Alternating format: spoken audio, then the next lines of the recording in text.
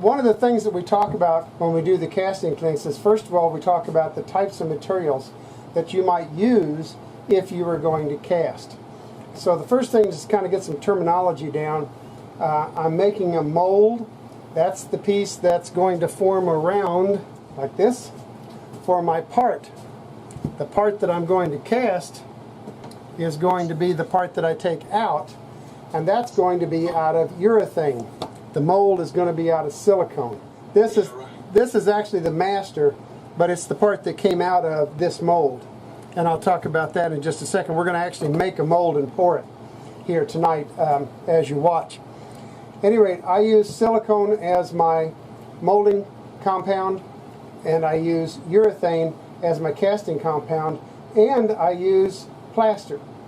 And the first thing you want to kind of consider is, what do you want to make the part out of after you have the mold? And how soft does the mold have to be so that you don't tear up the part, especially if you're casting in plaster, as you demold the part. So the first thing I want to go into, this is a little chart from Smooth On, and they are one of the more friendly companies, I think, towards consumers. Okay, down here I have a soft gummy bear, a chewy candy. And there are two ways to measure hardness. Now, you may be familiar in steel with a Rockwell scale. They say the steel is so much Rockwell, that means how hard the steel is. This is a measure of softness or hardness in soft materials, however you want to take a look at it. It's called a Shore Hardness scale. It's named after a man by the name of Shore. And the first scale here is an A scale. The second one is a D scale. Nobody really refers, I don't think, too much to this Shore 00 scale. So on A, I'm a little bit low with gummy bears. They normally wouldn't do it. This is a gel sole insert that you'd see on TV. Here's a rubber band. And you see now that we're on the A scale and we're around 10 to 20 in a durometer. Durometer, again, is the measure of hardness. So I'm on A scale, I'm at 20. Down here's a hard hat. I'm on the D scale and I'm up in 80. That's hard. This one is fairly soft. I can bend it. And this one is just flat out hard. I don't know if you can hear that or not, but it's hard. And those are all scales, and I've got them marked on here so I can tell kind of what the hardness is. These are my urethanes. They're softer. These are the silicones that I'm going to make the mold out of. These are the urethanes I'm going to make the part out of.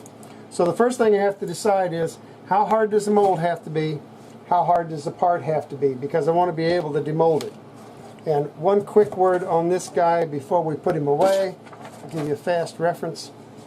That's the website for Smooth On. This chart that I showed you and all kinds of information, anything you'd want to know about the silicones, is available on smoothon.com. You'll also see a phone number there. Do not hesitate to call them. They are extremely friendly. They are extremely helpful. And if you tell them, I want to mold a whatever, they'll tell you or give you an idea of what silicone you might use and what urethane you might use. They have all kinds of instructions online as well on the Smooth On website. I want to talk about good things and bad things in molding because I've done several bad things along the line. And I mixed up, as you can see, a fairly large batch. I had one of those old ice cream half-gallon tubs that I mixed up in, and I'll show you how we did that. I was not happy with this, and I'm still really not overly happy with it, but it's better. It does not stick to my fingers anymore. And what happened was, this was poured 2 days ago. And what I'm doing right now is just cutting off the excess here. It came out extremely sticky, way too sticky. And so I put it out in the sun this afternoon, and I baked it a little bit. Now Fran, my wife, asked, well, don't you want to put that in the oven? Because I can kick it up to about 200 degrees and we can set that thing off a little faster.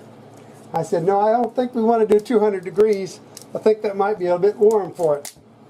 So at any rate, what I do is I make this, it's called a mold box, this part that it's molded in. And I'm just trying to cut some of this excess off around here so it doesn't grab the mold so badly, the box. This mold that I'm getting ready to do and this one that I did with some of the excess is what I would call a flat mold or an open face mold. it had sides on here and sides on here, which you can see I've broken off. And then I popped this guy out. Now the advantage is that when I go to cast, I can now pour this full and then put that on top, and it will give me a flat back. So we'll actually cast this here tonight. At least that's my plan anyway. This thing's almost ready to come out. I've got it exposed here so I can get a hold of it. So we'll start pulling on it and hoping that it lets go. I always pull slowly, and it's better to keep your hand down here tight to whatever you're pulling. Don't go over here and yank on it, because you're liable to tear it in half. It is new and fresh, and you don't want to tear it before you even have a chance to use it the first time. Anyway, I've got this mold ready to go. I did a flat back because I put a piece of plastic on it to keep it nice and flat. So now when I lay it down here and I put another piece of plastic on top, I'll get a piece that looks just like the Walters piece. So this thing is extremely thin. I made this much thicker. I put a piece of plastic on there and built that up where it's almost 1/4 inch thick. Because since I'm going to build this in plaster, I need to have it much thicker so it will hold up. This would be entirely too thin.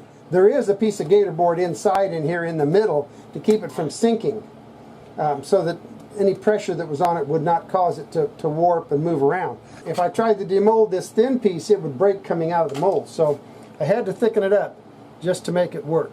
I took crazy glue and I put it all around the inside edge of my walls here, my dams around on my mold box.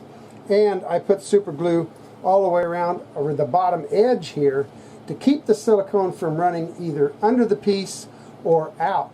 It looks like it would never run out, but trust me, I've got some on the floor over here where it ran out of the larger mold box here, this one. On the floor I had one little leak there, and luckily it just leaked a little bit, and then the leak kind of plugged itself. But if that leak had been up a little higher, it wouldn't have plugged, it would have kept right on coming out. This stuff gets out and just goes everywhere. There are two types of things that you have to worry about in the cast process. One is, how long do I have to mix it? And then, how long before it sets? Because you're going to see as we cast some of these parts here a little later in the show, as soon as I start mixing it, I can start to feel the heat that it's generating. And heat is what sets the urethanes off, the part that you're going to cast. So you don't want to be mixing very much until you get these things into the mold.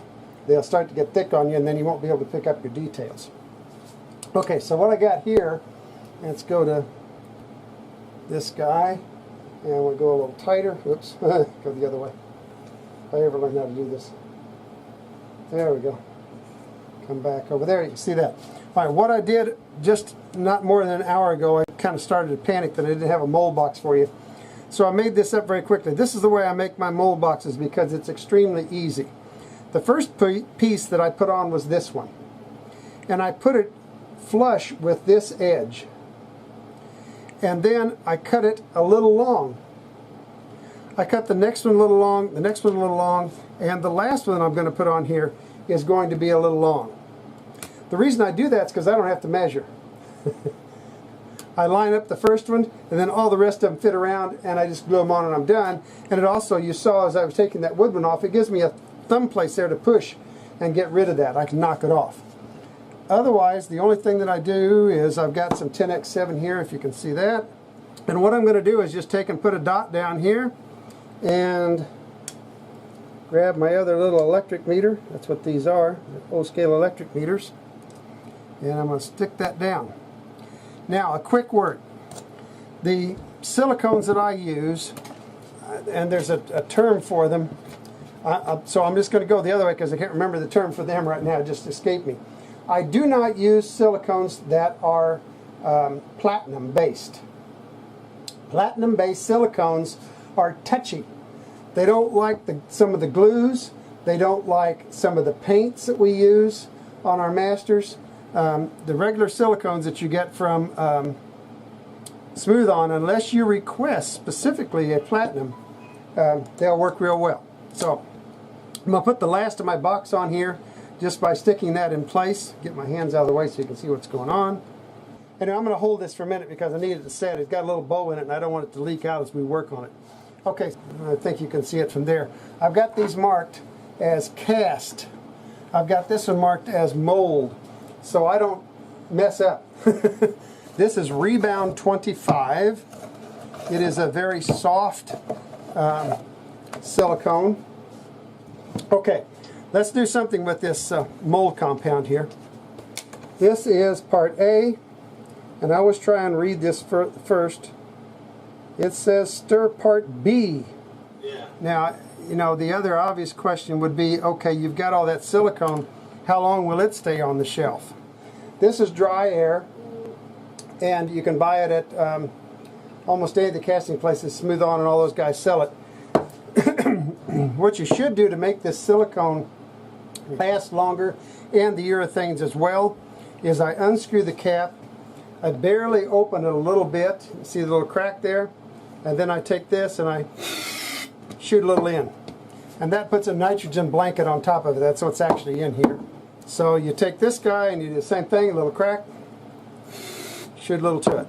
You can kind of see, I hope, that I have about equal parts here on that, and that's what I should have, is 50-50. Now, you're probably going to ask, why do you have that big cup? Because I'm going to throw all this stuff into that big cup in a minute. Because this stuff is going to get 10 times as big as it is right now. The first thing I'm going to do here is I'm going to mix this together. I did stir up the B part, which is the nice pretty orange stuff. Now, you can get by without it expanding and without doing the expensive piece of equipment that I'm going to use. And I'll show you how to do that. So stick with me, I'm going to show you how to do it for almost no money. Okay, now we're going to mix this. The nice thing about this colored stuff is, a quick word, I should have on safety glasses, which I do, and you probably want to work with some gloves. What I have here is a desiccant chamber. Essentially, it is a vacuum chamber. And that is, in my opinion, the best way to go. Right. And we're going to put that down in here. I have foil in my desiccant chamber because if it ever does bubble over, it doesn't ruin my chamber. Pardon the noise, but I'm going to suck a vacuum here.